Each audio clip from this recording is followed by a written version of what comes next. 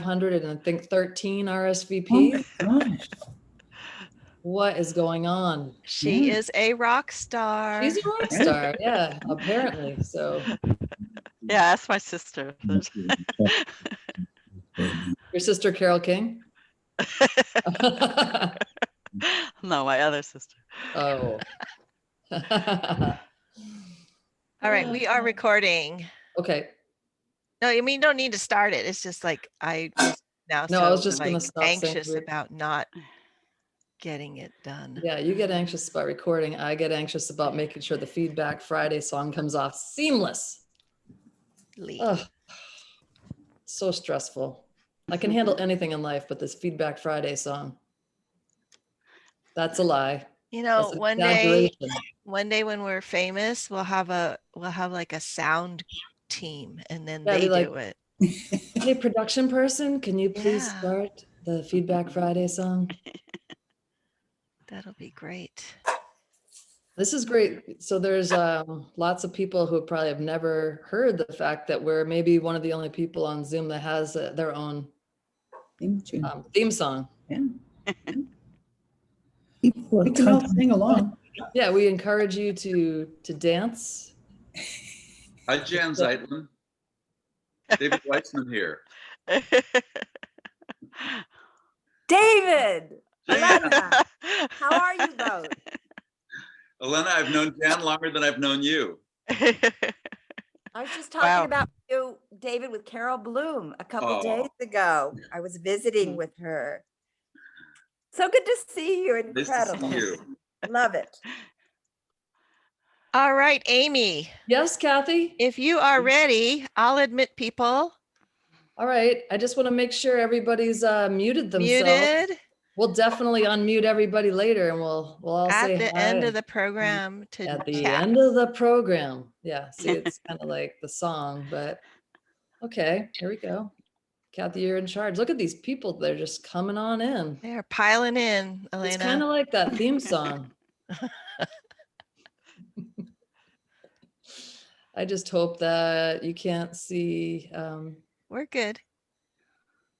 Just a moment. Just a moment. Okay. Well, it's the end of the week. Now where you been? Well, now it's Feedback Friday, so come on in. Come sit down and stare at your screen. We got a presenter that you never seen.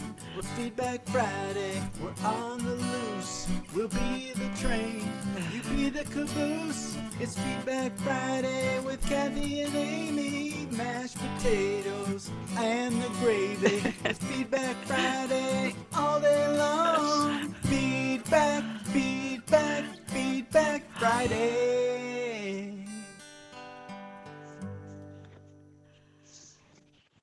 Good morning, everyone. Thank you, Amy. It worked. I'm overwhelmed, Amy, with admitting people. So you're going to have to I am here to underwhelm you. Okay, underwhelm. Oh my goodness, there's so many people on this call. Yeah, this is on record. Hello, everyone, and welcome to Feedback Friday, episode number 40. 40. We've done this 40 times. We're getting better at it, as you can tell. I'm maintaining more eye contact. I kind of memorized my little script.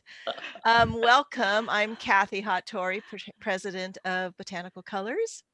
And our company has online natural dye sales, as well as we sponsor workshops and classes, and also have a commercial custom dye facility here in Seattle, Washington. I just want to welcome everybody, and along with Amy Dufault, our director of social media social media and sustainability. We are co-hosting our weekly Feedback Friday. So before we start, I just want to say thank you to everybody. It has been, we all kept saying 2020 was going to be crazy and was crazy, and 2021 is just being crazier. So we're just riding the wave here, and we'll keep doing Feedback Fridays as long as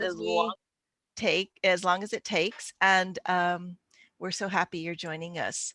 So for today, Amy is our moderator, and she will have everybody on mute until the end of the program. And then we'll open it up. If you have questions after Elena's presentation, please type those into chat, and Amy will moderate those and send those to Elena. So that's kind of the format of our program. And now just a little bit of an intro about Elena Phipps. So Elena is like this total Cochineal rock star. I just have to say that. She's, her talk today is going to be the focus of the art history of Cochineal, which is, you know, a cultural and historical dye from the Americas. Elena worked for over 3 decades at the Metropolitan Museum as senior museum conservator in the textile conservation department and as a special curator of major textile exhibitions at the Met and other institutions. And her exhibits included the Colonial Andes, Tapestries and Silverwork from 1430 to 1830. So that's like 500 years of tapestry history. This is fantastic. The Interwoven Globe, Worldwide Textile Trade, 1500 to 1800. And she wrote a book called Cochineal Red, The Art History of a Color, that partially inspired this amazing exhibit at the Santa Fe International Folk and Craft Museum about Cochineal, and it was called The Red That Colored the World. So she's done these amazing things. She's currently teaching technical and cultural history of world textiles at UCLA and is in the Department of World Arts and Cultures. And I swear to God, when you meet people like this, you just like want to go right back into school. You just like, I gotta learn this stuff. This is amazing. Elena was also president of the Textile Society of America from 2011 to 2014. If you're not familiar with that organization, it's really worth checking out. They support scholars, researchers, curators from all over the world, and come together every couple of years to have these fabulous conferences. And if you're a textile collector of any level, it's really worth a visit, or it's going to be a virtual visit, but a visit.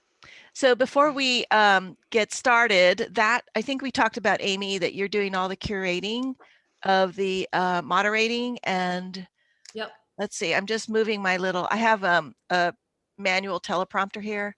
It's a piece of paper. It's really a high-tech last thing I want to say is that people ask this question all the time. This call is being recorded, so we will have a link to the recording. If you, well, if you're not here, you're not here. But for those who want to review it, it'll be ready later on. Usually you post it by Monday, is that right? Yes. Yeah.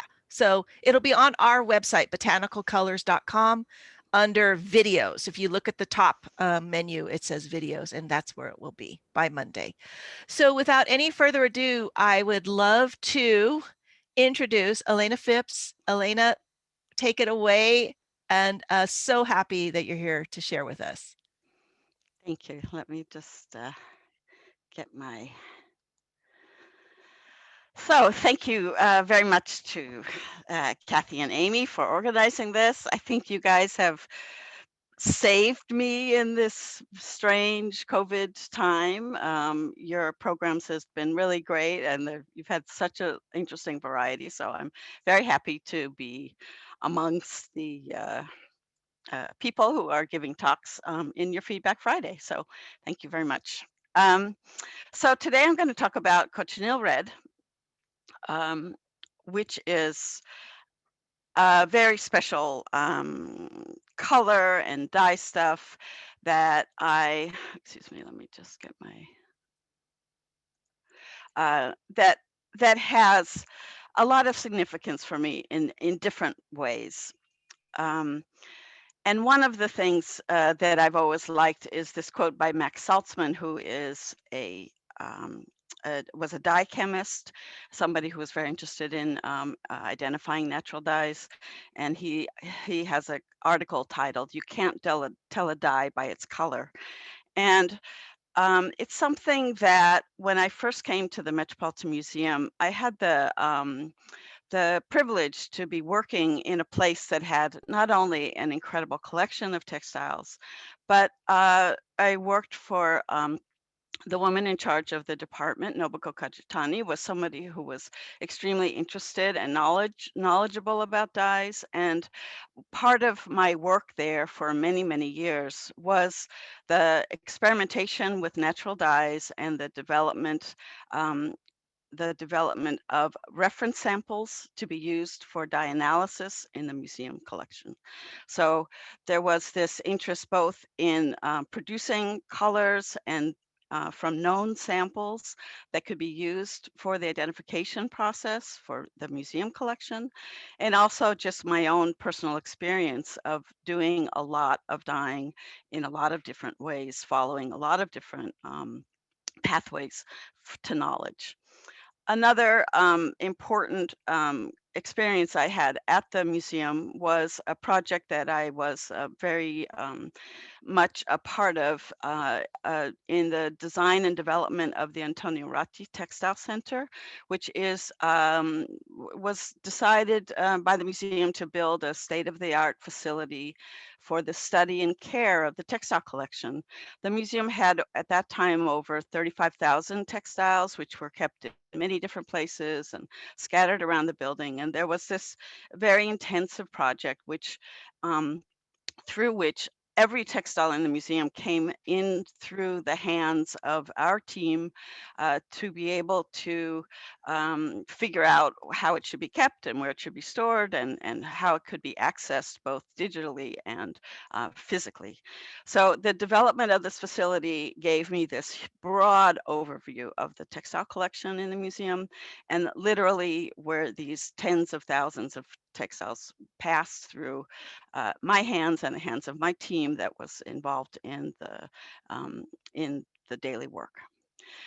Another experience I had at the museum, and the privilege of working for a long time in a major institution, means that your own professional work can evolve.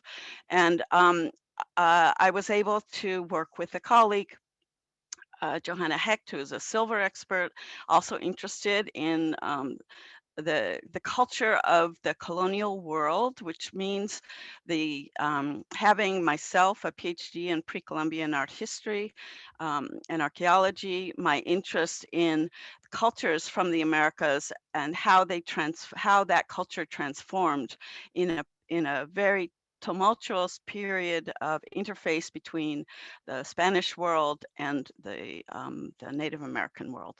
And so I was able to do this incredible exhibition over a long period of research. And this gave me a very strong focus on our subject today, on cochineal. Cochineal, which is a dye stuff that comes from the Americas, was I would say one of the impetus for the initial exploration by the Spanish to find. They were seeking when they left Spain to find and came across the Americas.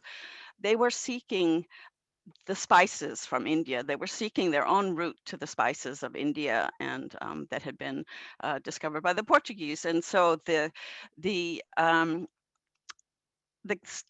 Spanish king, said to Cortez that once he got to what now we know as Mexico, that he should try to collect as much of this dye stuff as possible, which I find very interesting. Now, the Spanish called it grana, which means grain, because for sometimes there was a confusion about whether this dye stuff was actually an animal or vegetable. And so it was called grana, or grain. And all the early documents talk about it. Now, one of the things about cochineal, which was so important, was that, as you see in the glass on the right, I took this glass of water, I put a couple of cochineal insects in it, and within 1 minute, it releases its color. It's something, it's a very powerful color, and there's a lot of it within the insects. And we'll talk more about that as I go on.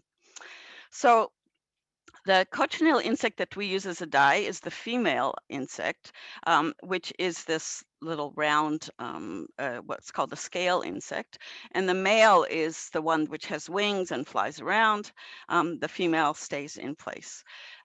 The cochineal insect is found in two general areas of the Americas, primarily in the middle of the Mexico, especially the Oaxaca region and a little south and a little north, and then all along the spine of the Andes. So it is these two areas where we find the most use of the cochineal dye.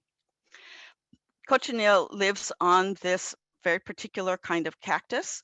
And those of you who live in the western part of the United States, and if you have any cactus in your gardens or in your area, you'll often see this little white fuzzy stuff, which is the coating which the female insect covers herself as a protective mode.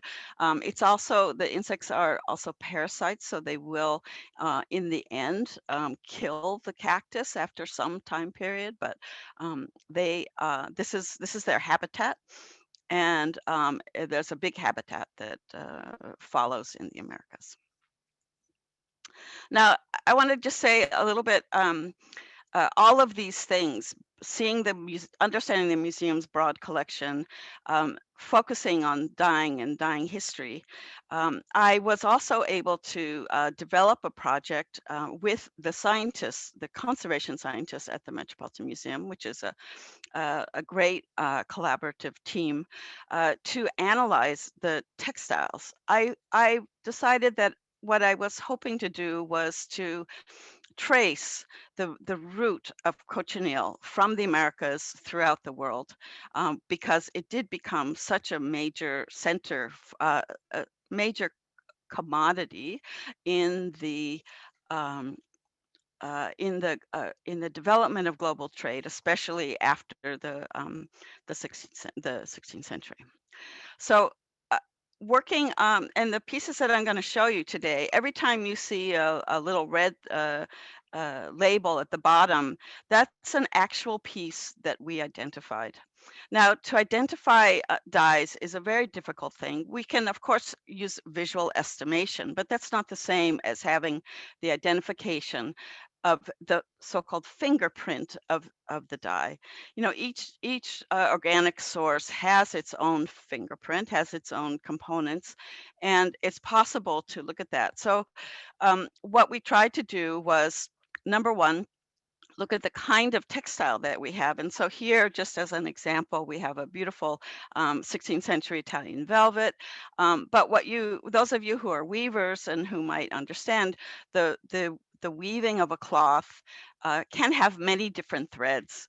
And so when you're doing a project that requires the removing of samples, which this project did,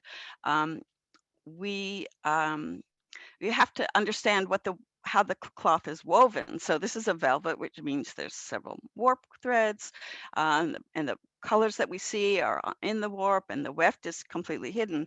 And it's very interesting because in this particular case, what we found was that the weft was dyed with madder, while the warp was dyed with cochineal. So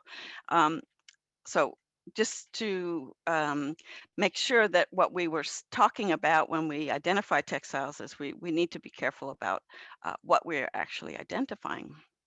So I wanted to do this project, which would trace the use of cochineal, but I thought I should step back a little bit and start with red. Where do the red dyes come from? What can we see in the collection of the Metropolitan Museum that could help us build this historical overview about how red was used, and especially how cochineal was used. So I tried to find some of the earliest examples of red cloth in the museum collection, and I came across this very interesting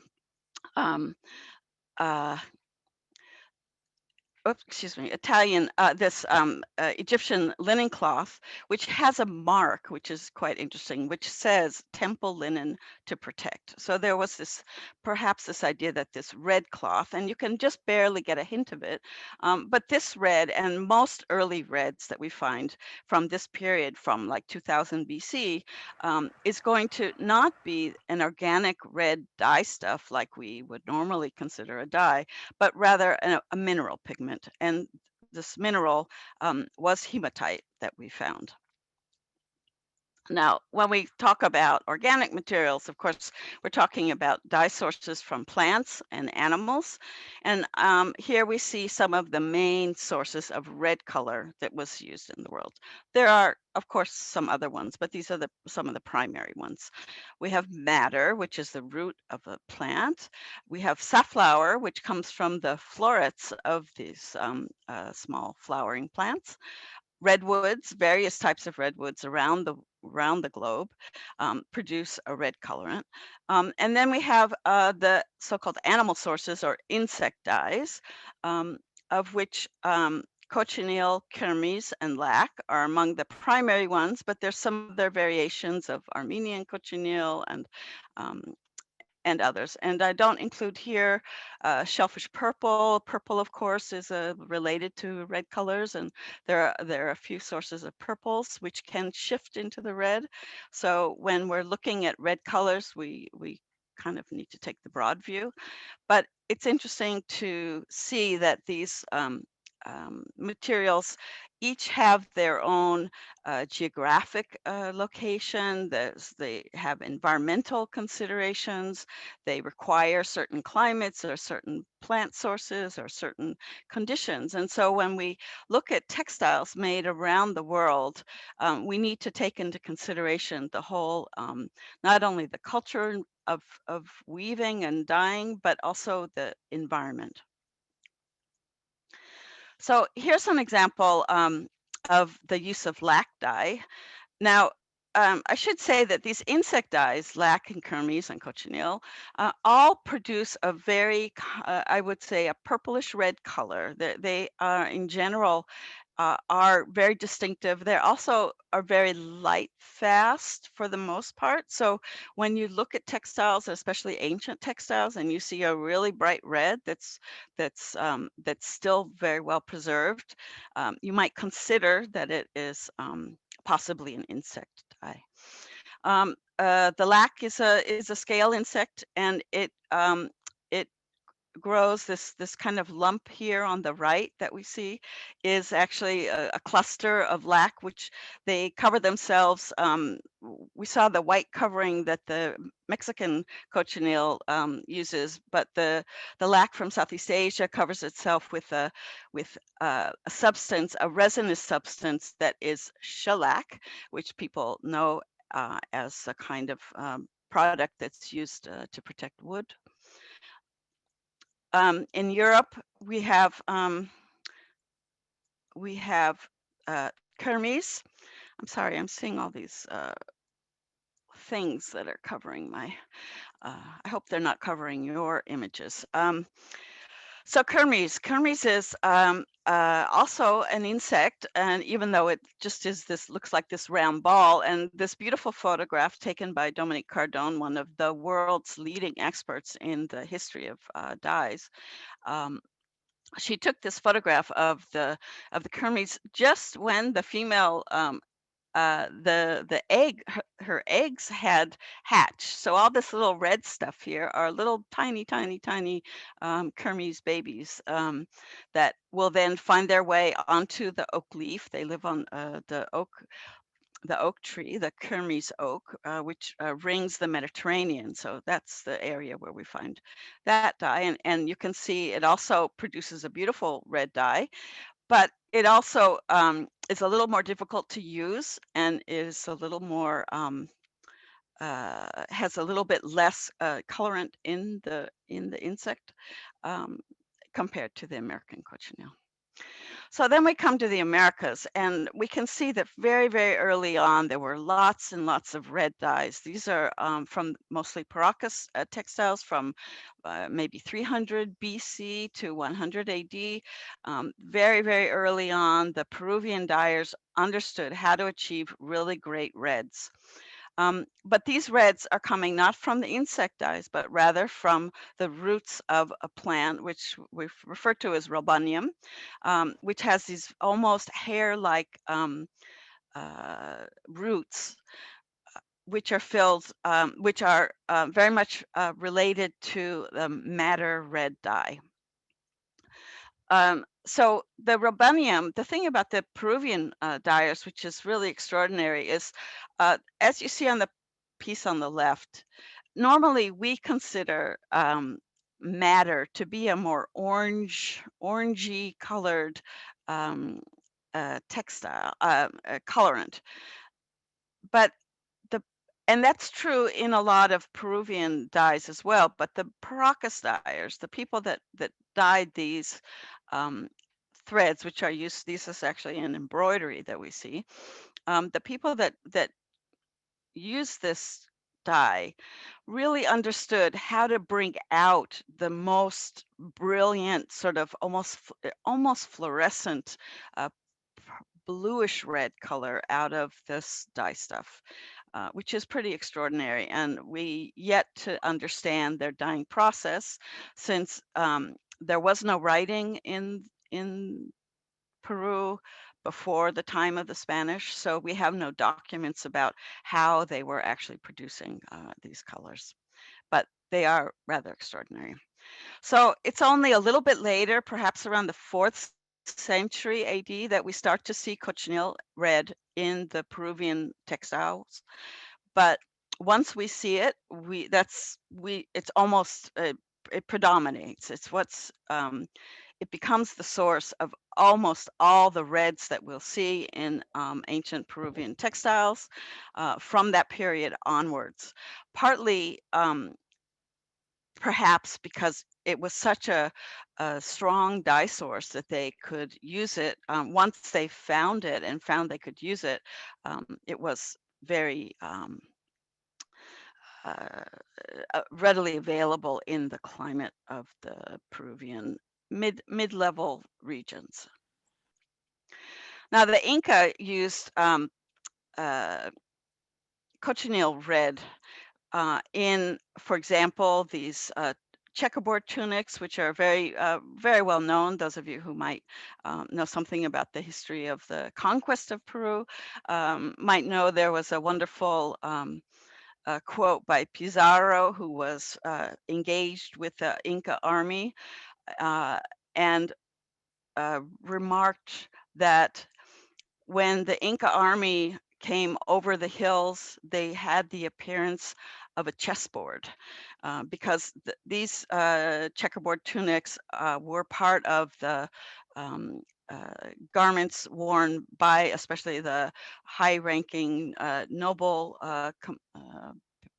soldiers and leaders of the Inca army. Now the Inca expansion of their empire extended from Ecuador to southern Chile. They had a huge swath of land that was part of their under their domain, and they also have these beautiful red colors that they produce. What was very interesting about this piece, which I actually included from the Boston Museum in my exhibition, and they were able to do the analysis for us that even in the black squares they found cochineal, and that's something that we'll see later on in some European examples where cochineal red is used to enhance a black. Now the Inca were also, they had a very special relationship with the camelids that were part of the, the llamas and alpacas and vicuñas that were part of the royal herds of animals. The Inca king himself had hundreds of thousands of white camelids especially. And we know from colonial documents that the Inca also had special weavers who created these beautiful tapestry woven tunics, and the cloth is incredibly fine.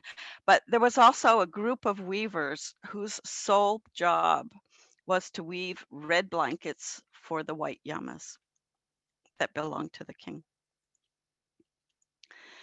So if we shift our focus to north to Mexico, one of the differences between studying the textiles of Peru and the textiles from Precolumbian textiles from Mexico is that from Peru we have literally hundreds of thousands of textiles which have been preserved on the dry desert coasts, especially of Peru.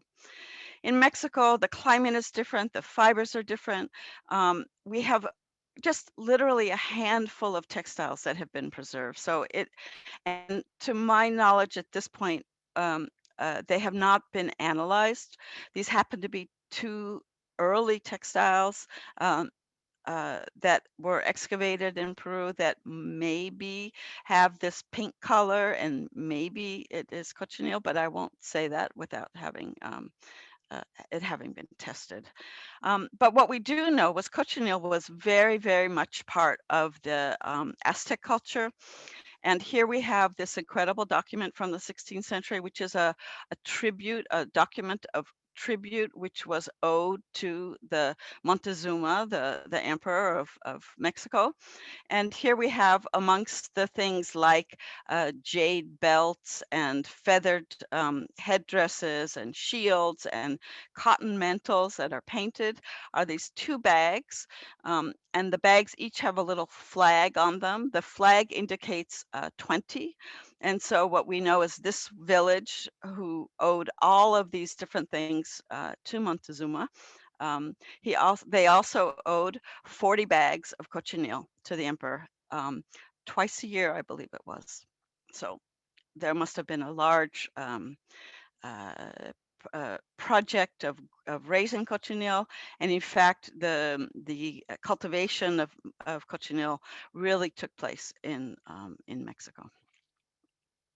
The Spanish were, as I said in the beginning, extremely interested in finding out about the how they were raising this product because they wanted it for themselves. And so the Spanish king asked the vice royalty, the colonial administrators to document the process. And there are these beautiful drawings and a few books which have been made to describe every single component of raising and growing cochineal. And this one, in this one, there's a note that says, you know, the cochineal is ready to be picked when it is the size of a fat lentil. And they also go on and describe the kind of basket which is used and the feather that is used to pull the cochineal off the cactus. This is one of my favorite pages of this document, which is one of the earliest manuscripts from 1599, and it shows the enemies of cochineal, which are the insects and the creatures that would eat the piece, the insects, and so therefore people had to be on the lookout to make sure that both the gallina de la tierra, the local chickens, as well as the Spanish chickens, would not be taken to the nearby. Now they also mentioned different ways of cochineal. Once it's taken from the cactus, it is dried, and there are different ways to dry it. And on the left, we see the most popular way was to lay it on a mat and let it dry in the sun. Another way was to create this bain-marie, a double boiler system, and the cochineal insects would be in the middle with boiling water, so that it's not in water; it's just dried as a dye stuff. We know this quote is this wonderful quote from Bernardino Sahagún, who was a friar in Mexico, involved with an incredible document called the Florentine Codex, which documents much of the ancient Aztec past. And it's saying this grana, the grana of the cochineal, is known in this land and beyond, and there are great quantities of it arriving to China and then to Turkey, and from there all around the world. It is appreciated and highly desired. We see Bernardino Sahagún, one of the drawings from the books shows these so-called tortillas or cakes of cochineal. And this wonderful dye specialist, Ana Roquero from Madrid, traveled in Ecuador in 1988 and found a village that still made a kind of a cake of cochineal. These global trade routes were incredible, and cochineal, next to gold and silver, was the most desired product.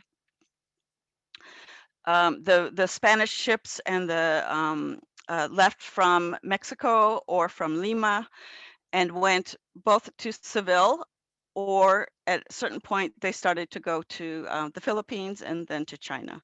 So they were traversing the globe with cochineal, and there's a very interesting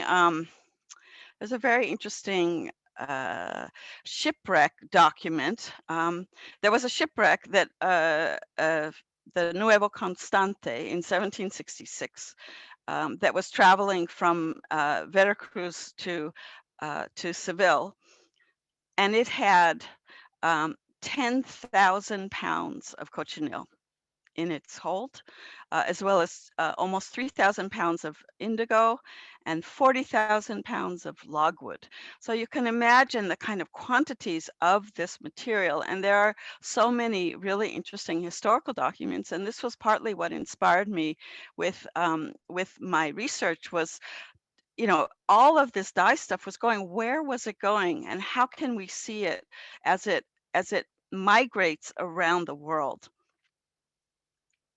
So I looked in the museum's collection at the early Spanish textiles, and this actually 16th century piece was among the earliest ones that I found. So it's already you know, by 1530, there are already shipments going to Spain of cochineal, but it's a little bit hard to find. And this is a kind of interesting piece because it's a chasuble. It's actually made of leather, and it has this kind of flocking. It's actually sort of like a, you know, one of those, you know, velvet Elvises, where you have little bits of woolen cloth that has been dyed with cochineal, and they're probably the offcuts of something that was, the cloth was used for something else, but these are the offcuts, and they're chopped up and then adhered onto the wool, onto the leather backing of the chasuble. So it's kind of an interesting object, but it's not quite as early as I expected. In Venice and in Italy, that is producing incredible velvets. We go back to the velvet I showed you in the beginning.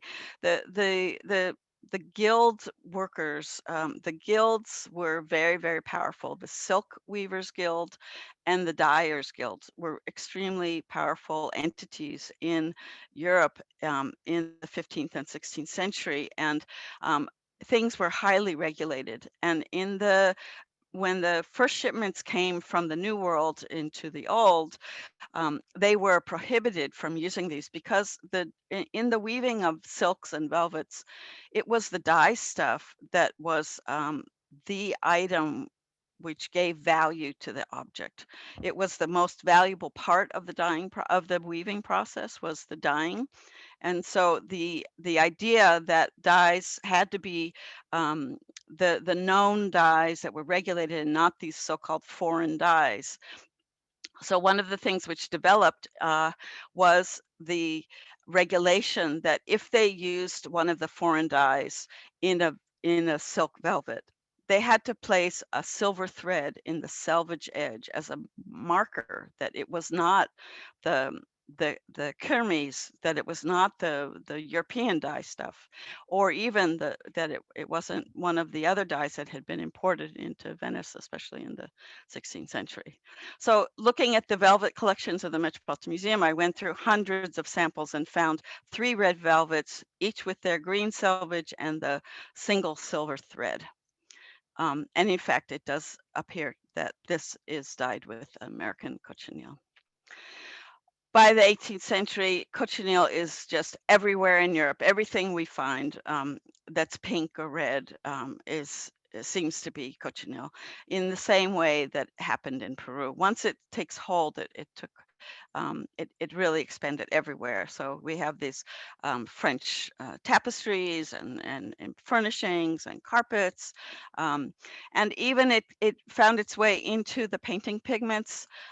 We tested this black area of this beautiful Rembrandt painting of Aristotle with the bust of Homer. And in fact, our scientists found that cochineal was part of the black layer. Around the 17th, 18th century, the English and the Dutch developed a certain way of using cochineal with a tin mordant. There was a fashion, those of you who understand about nuances of dyeing colors, there was a fashion to create a certain kind of color. I find it very ironic, because to me, all of this effort went into dyeing cochineal red to make it look like a good madder dye, the plant dye, which was totally a local dye. And it takes away the beautiful, purplish hue of the cochineal, but it was absolutely the fashion. And this scarlet red was very, very much part of the industry. Both the British the British had the wool, the Spanish had the wool, and the Spanish had the dye stuff. The British didn't have the dye stuff, but their pirates managed to get it off the ships when they were coming back from the New World, because the Spanish did have the monopoly on trade of cochineal. But the Dutch were expert dyers, and they were often doing the dyeing themselves. So this red cloth, which became the currency of the global trade world, especially going east. There's so much evidence about the trade of cochineal going to the east, and in fact, there's a quote about 750 pounds of cochineal sent to the Shah Abbas from Iran from King Philip III in 1614. 750 pounds. That's a lot of cochineal, and it's going to Iran, who were the great of course, the great weavers of the Middle East. And this is a beautiful velvet that is probably dyed with American cochineal. I'm not going to go into the nuance of the differentiation between some of the dyes, but sometimes it's not quite as easy to tell. But the Portuguese found their way to Asia, to Far East Asia, and what they brought with them to trade was this scarlet red woolen cloth.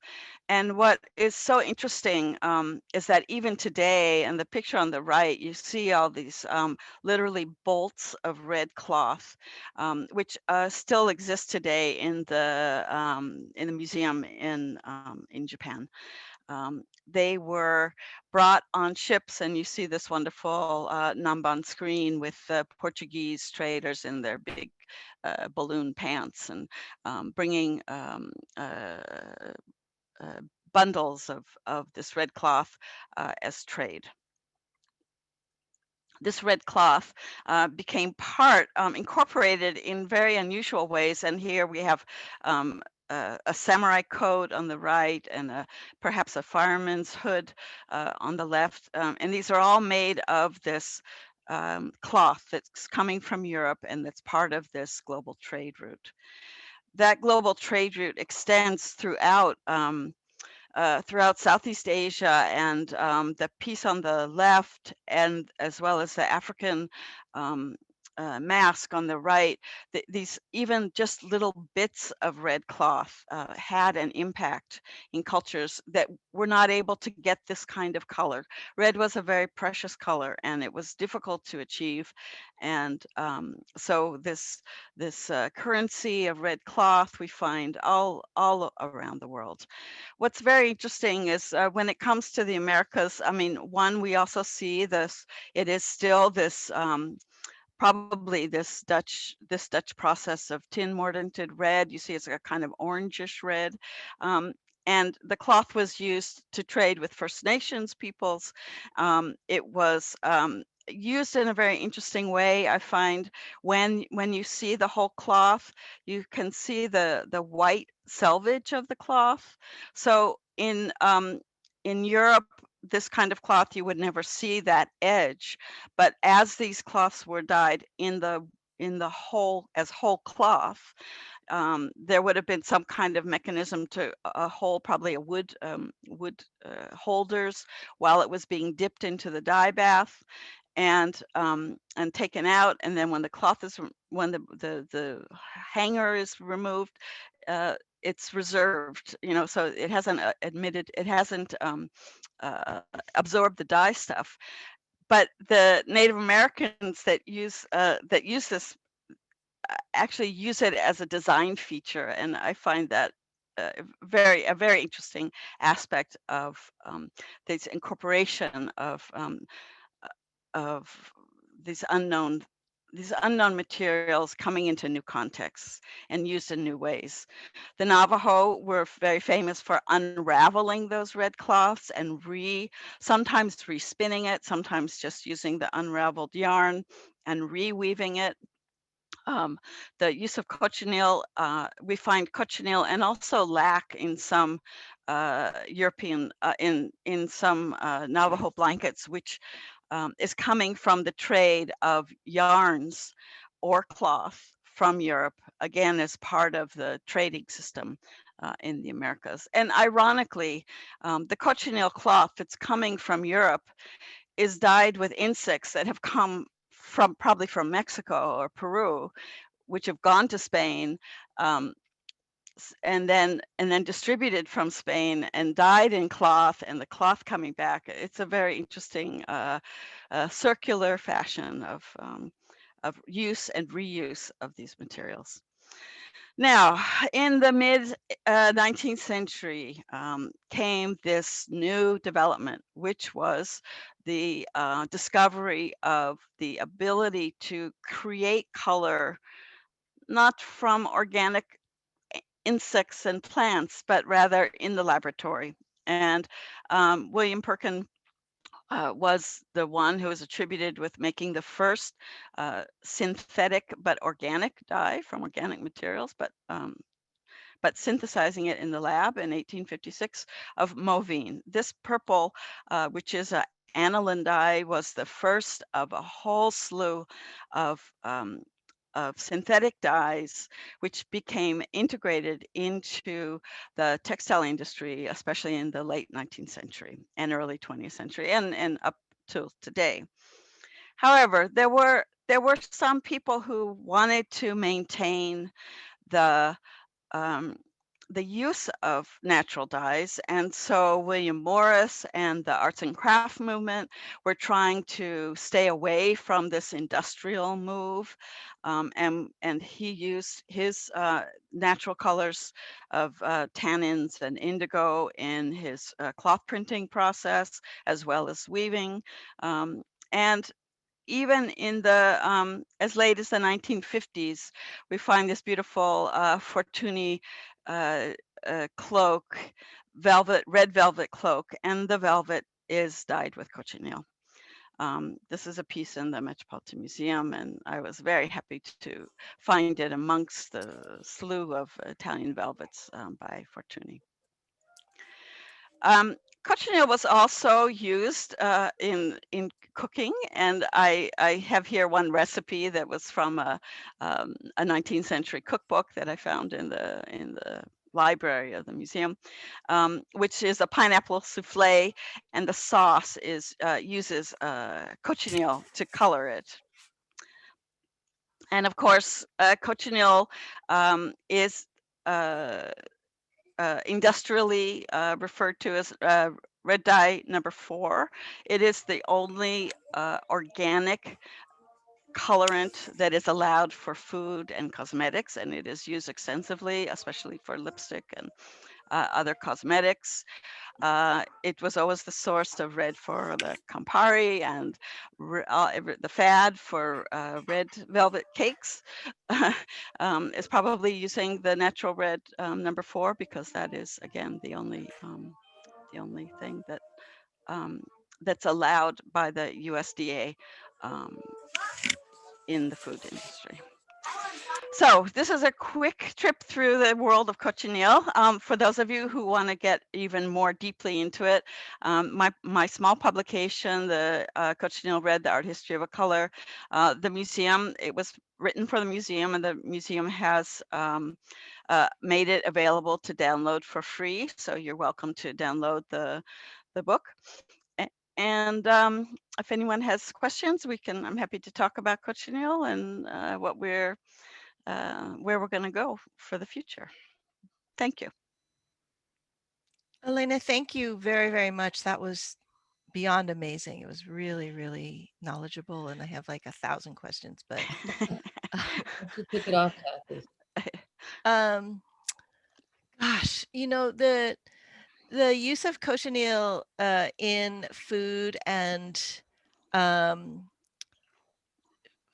cosmetics, are they not also using lac?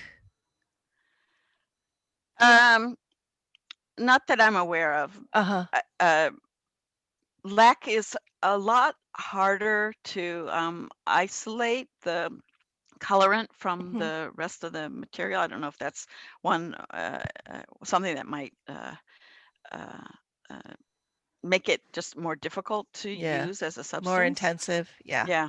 Okay. Yeah. Whereas All right. cochineal is just pure, Yeah, pure. carminic acid. Yeah. Okay. All right. I just put a link. I just put links to everything, Elena, in the in the chat from the RSVP post. We have a whole bunch of links in there to some of the publications. Thank you. That's nice. Yeah. So and also I'll just say that there's been a lot written about cochineal, from the most scholarly to more travel log type writings.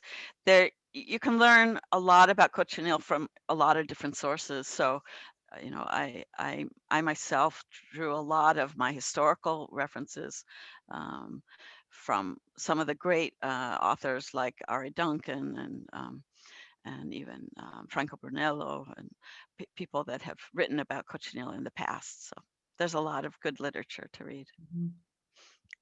So let's see, Janine is asking, thank you, that was incredible. Does the cochineal insect get its color from eating the prickly pear cactus fruit? No, it doesn't. But it's it is a kind of interesting connection. And in fact, that cactus is the primary type that cochineal grows on. It's a little bit unclear what the cochineal, which is that acid that in the insect, that its function. Some scholars have described that, some scientists have described that it might be part of the protective. It's what protects it, makes it not inedible from all its enemies. As we saw, the list of enemies is long, but it's a kind of a thing which helps protect it from being eaten, because it's not a pleasant thing to eat. So there's more research to know about that relationship, but it's a good question. We should probably all make our own lists of our enemies and draw them out like that. The Jonathan saying, no mention of cinnabar. How do colors and stability and light compare to cochineal? Cinnabar, I actually removed half of my images to try to make this small enough, but cinnabar is a very interesting, it's a mercury, it's a poisonous colorant, and it is a mineral pigment. So cinnabar has a very, mineral pigments retain their, many of them retain their color against light and oxygen for a long time. And there's, we tested a beautiful uh, Han Dynasty Chinese textile in the Met's collection, and found that it was in fact cinnabar, as we had suspected. But I caution anybody from working with cinnabar pigment. It's extremely dangerous, and you do not want to be handling it without really proper ventilation masks. So let's see, Kate Ellis, not specifically about cochineal, but Elena, another great presentation. Thank you. Thank you. I saw your presentation for the Fowler too. I have a burning question about the tie-dye wari tunic. I understand the discontinuous warp and weft weaving process. I'm thinking about the order of the dye baths. Most of the rectangles are easy to decipher, red and white with a black background, yellow on a green. But how did they get the red pattern on a yellow background? Was it a different way to bind it? Okay, I think because this is from my talk on Fowler that's on Monday, and for those interested, the talk itself, it's on forced selvage cloth and weaving, and I'm happy to discuss privately with the person, and there are a few things that she can read about the process of those tie-dye tunics, but I think we'll move on to we'll stick to our subject today. Okay, we will stick that in the post when we put it up for sure. Yeah. the video. So let's see, did you find any regulations in the early centuries of royalties and nobles only being allowed to use these colors? Well, we know the documents that we have come from the 16th century, from the time of the Spanish. So we don't know exactly, but what we can see are the kinds of garments which were used as part of the, sorry, I get so distracted by looking at people's comments. We don't know about the Precolumbian world because we don't have texts, but we have lots of textiles, and if we really look at them in the context, so the Paracas pieces, which I showed you, all those red colors that are very much part of this burial cult of incredible pieces that are layer after layer after layer of red embroideries and red cloth. So certainly in that area, it had a certain meaning. For many cultures, red is associated with fertility, with life and death and rebirth. So there is a kind of link, sort of psychic link in some cultures. And cinnabar red, of course, is on a lot of ceramics, burial ceramics and things. But and I believe we see in the Inca times this relationship between red and blue, which were part of noble. I mean, certainly the use of colors in general is something that is associated with higher status people in the Americas, and so it's a big subject. But there's some things that can be found about it. Yeah. Oh, look, Debbie Bamford's here asking a question. When working with the dyes to give a comparison, did you look at the historical recipes too? Also, the historical ways the dyes were prepared, as in dried or used fresh, peeled or not? Yes. So there are, unfortunately, again, for the Americas, we don't have any recipe books, but and one of the things which was quite interesting, and for the preparation of the dye samples for analysis for the museum, we followed Yoshioka, the Sonome Yoshioka, and his recipes for Japanese dyeing. And one of the things that I found quite interesting was he had a recipe for madder roots, where the root before dyeing was placed overnight in starchy rice, and that draws out the yellow colorant, and what you get is a deeper red color. I found that very interesting, and I always really wanted to know more about. I mentioned these Paracas reds, which are just like so fluorescent in their brightness, and I believe that they must have been manipulating the roots in some way, perhaps in a similar way. We don't have, I mean, they don't have rice; they have potato starch, but there might be some process that dyers were doing, and it's really would be interesting to know more about it. The British Museum, for a short period of time, did an interesting research project on Andean dyes, and they collected fresh materials as much as they could, and tried to see what were the dye bath additives, if they could identify not just the mordant, but were they using, certain acids or alkalis that were modifying the color, because every culture that has a really high level dye culture, they are trying to achieve certain colors. We in America are very into experimenting with colors, but there are these kind of ideal colors that certain cultures really focus on, and that creating the ideal means understanding exactly about pH, whether it's from taste or from touch, or using pH strips as we might use now, looking at acidity, looking at heat, looking at the vessel that the dye is in, all these things which go into making dyes. If you, but unfortunately for the Americas, we don't have those any documents. There are more, there are incredible recipes for dyeing, fake shellfish purple, written in Greek script from the, if I say 200 BC or something like that, the papyrus that documents that dye recipes from Egypt. So there's a lot of really interesting things to find. All right. Well, thank you so much, Elena. We have, yeah, I know it's distracting with the chat, right? It's everywhere. Yeah, it just pops up. It pops up. I'm hitting the red X on that.